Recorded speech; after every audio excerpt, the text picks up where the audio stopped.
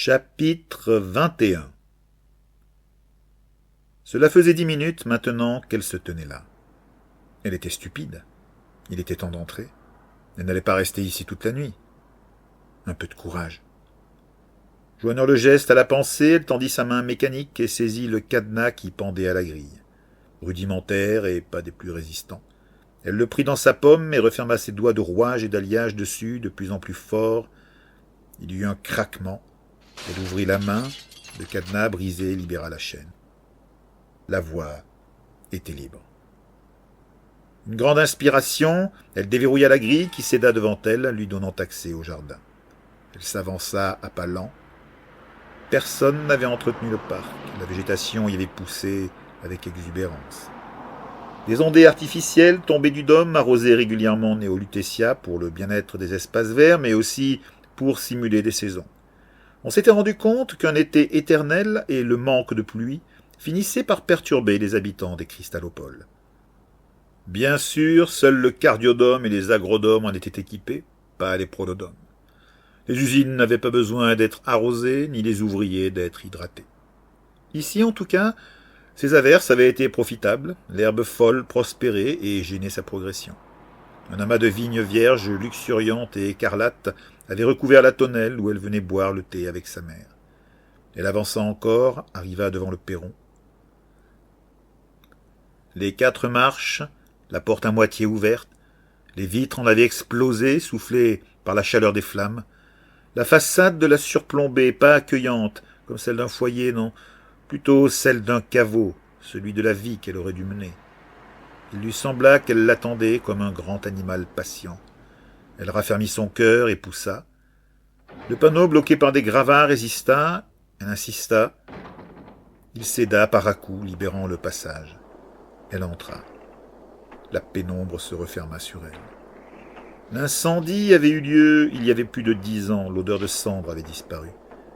À pas circonspect, elle progressa, traversa le vestibule et se retrouva dans le hall principal où s'élevait le grand escalier. Elle s'arrêta, le cœur battant. Là, au beau milieu de la pièce, sur le carrelage jonché de débris et de feuilles mortes, reposait une énorme poutre tombée de l'étage, celle qui lui avait pris ses jambes. Elle suffoqua alors que tout autour d'elle s'embrasait à nouveau, que la douleur intacte montait de ses membres broyés et que la chose abominable... Cherchant un échappatoire, son regard se porta un peu plus loin, à cet endroit où elle avait vu son père pour la dernière fois et où son cou qui s'allongeait alors que le monstre invisible l'assassinait et que... Elle faillit faire demi-tour et fuir alors que les flammes grondaient autour d'elle. Elle se retrouvait à nouveau enfant, impuissante, victime. Non! Elle était Myrddad de Bad Castle, Myrddad l'inquisitrice, la casseuse de démons. L'enfant avait disparu, elle était devenue forte, assez forte pour affronter ce qui se trouvait ici, son propre passé. Elle se redressa, d'un pas plus ferme, elle traversa l'entrée et emprunta ce qui restait des grands escaliers avec précaution. Les marches à moitié dévorées branlèrent sous ses pieds de métal, quelques morceaux s'en détachèrent, mais elle tinrent bon. Un à un, dans la pénombre, elle gravit ces degrés qu'elle avait dévalés cette nuit-là au milieu du brasier. Elle savait que là-haut, à l'étage, une nouvelle épreuve l'attendrait. Elle parvint sur le palier. Les portes en étaient ouvertes. Elle hésita, entra. Gwenaël était là, bien sûr, au beau milieu du couloir, flottant dans les airs, son beau visage hideusement déformé par la douleur, les yeux déments alors que la chose la déchirait en deux. Myrddad vacilla, dut s'appuyer au mur de sa main mécanique, cette main d'inquisitrice. Ses doigts se rétractèrent, son avant-bras pivota. Le canon chromatique se mit en place avec un bourdonnement sourd, prêt à faire feu. Elle n'avait plus peur maintenant, elle pouvait combattre. La vision vacilla, s'estompa, le cri spectral de Gwenaël aussi. Elle était seule. Elle n'avait plus besoin du canon. Son avant-bras bascula sur son axe et sa main mécanique se déploya à nouveau. Elle avança, pas lent, passa devant une première pièce qu'elle connaissait bien, la chambre de ses parents. Elle lança un regard à l'intérieur. Ce qui restait de la grande armoire où elle s'était cachée se dressait encore là, mais plus personne ne s'y dissimulerait. Elle poursuivit son chemin, passa devant sa chambre sans s'y arrêter. Elle ne voulait pas abîmer les souvenirs qu'elle y conservait. Elle parvint enfin à une dernière porte, celle du bureau de son père. Elle était ouverte, elle la franchit.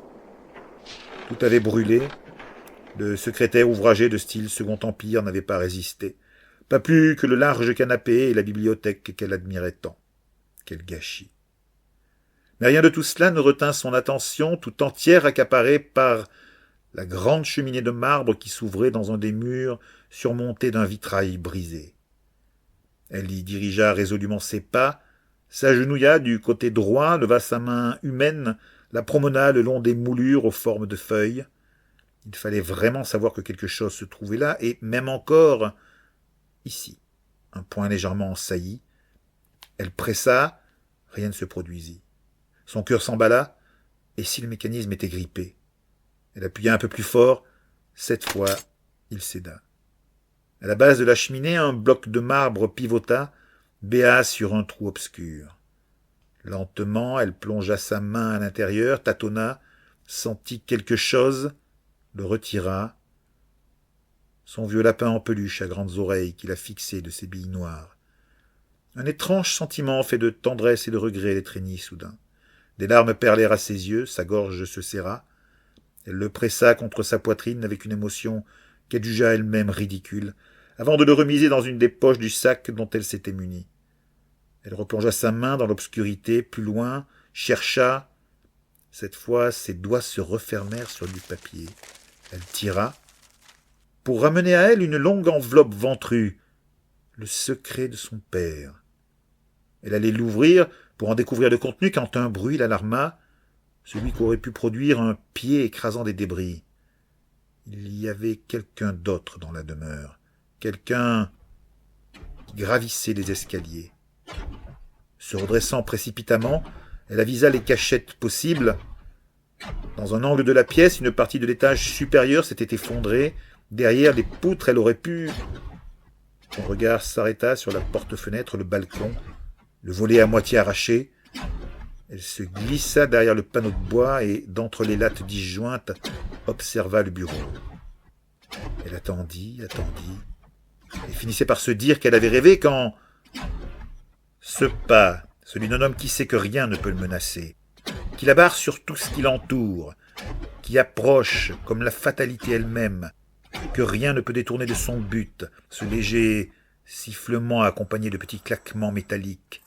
Elle sut de qui il s'agissait avant même que la silhouette sombre, imposante et sinistre, ne s'encadre dans la porte du couloir, puis s'avance, paraissant soudain peupler tout l'espace de sa présence écrasante. Jorg entra dans la pièce, dans sa longue chasuble ouverte sur son armure de combat, et ses membres licanomatiques qui le faisaient plus machine qu'homme. Et pour la première fois de sa vie, Myrdat ne lui trouva rien de rassurant. Alors que les yeux délavés et soupçonneux du grand inquisiteur passaient la pièce en revue, son crâne chauve tout en angle, pivotant comme la tourelle d'un char. C'est à cet instant précis qu'elle réalisa ne pas avoir fermé le compartiment secret. Et Jorg, bien sûr, le vit. Sa haute silhouette cuirassée s'en approcha, se baissa, sa main mécanique s'y enfonça, fouilla, en vain. Alors, plus imposant que jamais, il se redressa, formidable ombre noire, au visage pâle, comme exsangue, qui prenait dans la pénombre des allures presque cadavériques. Un instant revinrent en mémoire à Myrdat les légendes de sa Bretagne natale que Gwenaël lui racontait enfant, et parmi elles celle de l'Ankou, le messager de la mort. Voilà à quoi ressemblait Jorg à cet instant. Balayant à nouveau le bureau de ses yeux consumés qui levaient tous les voiles, scrutant tout, le regard de Jorg passa sur sa cachette, s'y attarda. Avec une bouffée de terreur, elle crut qu'il l'avait vu. Dans la pièce, elle n'entendait plus que le léger sifflement et le claquement des valves du masque du grand inquisiteur. « Toi, murmura-t-il, comme si une évidence s'imposait à lui. C'est toi. Tu es déjà venu. » Alors, comme un requin qui fond sur sa proie, il se dirigea vers le balcon, à grandes enjambées. Myrdat s'apprêtait à le confronter quand il saisirait le volet et la dévoilerait.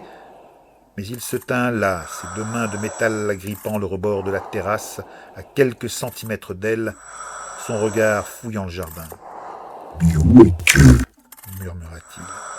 Elle devinait derrière le masque pâle de sa moitié de visage, dans ses yeux, sur son front, une tension terrible mais rentrée, cachée. Ses doigts mécaniques serrèrent de plus en plus fort, la pierre se fissura, explosa sous la formidable pression. Il suffisait qu'il se tourne de son côté, il ne pourrait manquer de la voir, et alors, que ferait-elle? Le sifflement et les claquements encore, oppressants, qui semblaient emplir tout l'espace, les yeux de Yorg posés sur la cité par-delà le jardin en friche. Arrachant ses mains de métal à la balustrade brutalisée qui s'effrita un peu plus, il se détourna et s'enfuit à travers la pièce, puis dans le couloir. Quelques minutes plus tard, elle vit sa haute silhouette jaillir de la maison et traverser le parc. Au moment de disparaître, pourtant, il leva la tête. Même d'ici, elle devina la tension aiguë de ses yeux incolores peser sur la demeure. Un terrible instant, elle eut l'impression qu'il la voyait. Mais il se détourna et s'en fut. Son ombre, projetée par un réverbère comme douée de volonté propre, s'attarda une seconde derrière lui avant de s'effacer à son tour. Yorg n'était plus là. S'appuyant contre le mur, Myrdat s'accorda un moment pour apaiser un peu les battements de son cœur en serrant contre elle la pochette contenant les recherches de son père. Comment Yorg était-il arrivé là? Et pourquoi ce soir? Ce n'était pas bien difficile à imaginer. Helena avait dû lui parler de son départ. Mais comment en avait-il déduit qu'elle se trouvait ici? À moins qu'il n'ait soupçonné quelque chose. Après tout, pourquoi l'avait-il questionné sur Aïda? Sur ce qu'elle lui aurait révélé? L'attestait-il? S'attendait-il à ce qu'elle vienne ici? Une chose était sûre, le fluorotype de son père disait bien la vérité. Yorg n'était pas étranger à ce qu'il s'était passé, puisqu'il recherchait visiblement la même chose qu'elle, les documents de son père. Des documents qui, si elle l'en croyait, mettaient en cause l'Église et tout le système. Comment avait dit son père en parlant de Yorg? Un fanatique, un être redoutable, impitoyable, qui n'a plus d'humain qu'une vague apparence. Jamais il ne laisserait égratigner l'Église. Il fera tout ce qui est en son pouvoir pour la protéger. Et ce fanatique en avait maintenant après elle. Myrdat se sentit soudain très seule et vulnérable. C'était tout son monde qui s'effondrait, ses repères les plus essentiels qui disparaissaient, et celui qu'elle croyait son protecteur qui devenait son ennemi. Et quel ennemi! Qui aurait voulu avoir Yorg aux trousses? Que pouvait-elle faire? À qui s'ouvrir de ses doutes? Demander de l'aide? Pas à Helena. Elle était aussi dévolue à l'Église que Yorg lui-même, et il lui faudrait du temps pour la convaincre, si elle y parvenait. Ne fais confiance à personne, avait dit son père. Mais il y avait quelqu'un à qui elle pouvait faire confiance, à qui révéler tout cela, auprès duquel trouver un soutien. Elle en était sûre. Quelques minutes plus tard, dans la nuit cristallopolitaine, ombre furtive, elle se glissait hors du jardin et, après un dernier regard vers la haute bâtisse qui se dressait encore dans la pénombre, comme une accusation assurée. « Je te ferai justice, papa, je te le promets. » Sur ces paroles, elle s'enfuit à son tour, tournant le dos au passé pour un avenir incertain, où l'allié d'hier devenait l'ennemi de demain.